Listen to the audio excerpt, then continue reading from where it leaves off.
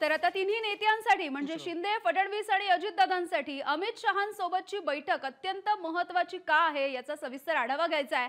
2.5 वर्षांपूर्वी अचानकपणे मुख्यमंत्री पदाची माळ गळ्यात पडलेल्या शिंदेंसाठी ही महाबैठक महत्त्वाची काय ते सुद्धा बघूयात। सोमेश कोलगे आमचे प्रतिनिधी आपल्या सोबत आहेत। तर सोमेश, शिंदेंसाठी ही बैठक का महत्त्वाची आहे? आपण बघितले की कालच त्यांनी पत्रकार परिषद घेतली, वेगवेगळे मुद्दे खरं तर त्यांनी स्पष्ट केले आणि सगळ्याची उत्तरे दिली, तरी सुद्धा आजची बैठक महत्त्वाची काय?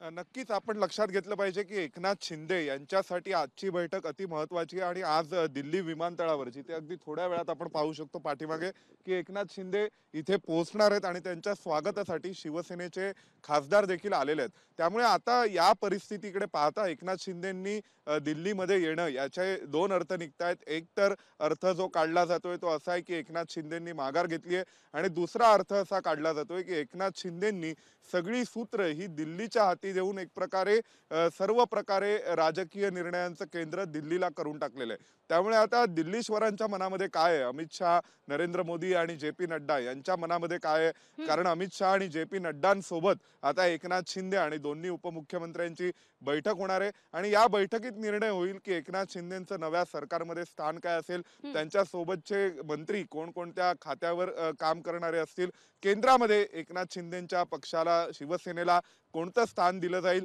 आणि एकंदरीत सत्ता वाटप कसं असेल या दृष्टीने ही बैठक अतिशय महत्त्वाची आहे। आणि कारण ही महायुती भाजपच्या पक्षश्रेष्ठींना पुढे कायम ठेवायची आहे, ती स्थानिक स्वराज्य संस्थांच्या निवडणुका जिंकण्यापर्यंत त्यांना कायम राहिली पाहिजे अशी काळजी आहे।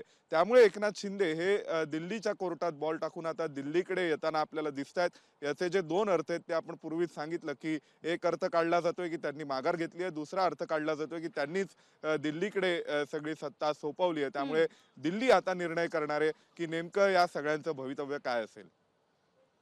अगदी सोमेश, धन्यवाद या माहितीसाठी।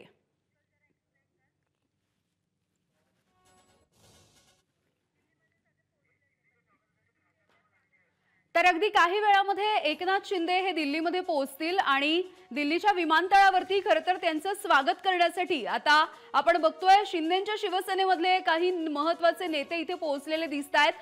नरेश म्हस्के सुद्धा आपण बघतोय, नरेश म्हस्के हे या ठिकाणी पोहोचलेले आहेत आणि काही वेळामध्ये संदीपान भुमरे सुद्धा आहेत, स्वागत करण्यासाठी सुद्धा पोहोचताना बघायला मिळतात। त्यामुळे काही वेळामध्ये शिंदे पोहोचणार आहेत दिल्लीमध्ये आणि त्यानंतर अमित शहांसोबत महत्त्वाची बैठक होईल आणि त्याआधी विमानतळावरती त्यांचं स्वागतही केलं जाईल। एबीपी माझा, उघडा डोळे बघा नीट।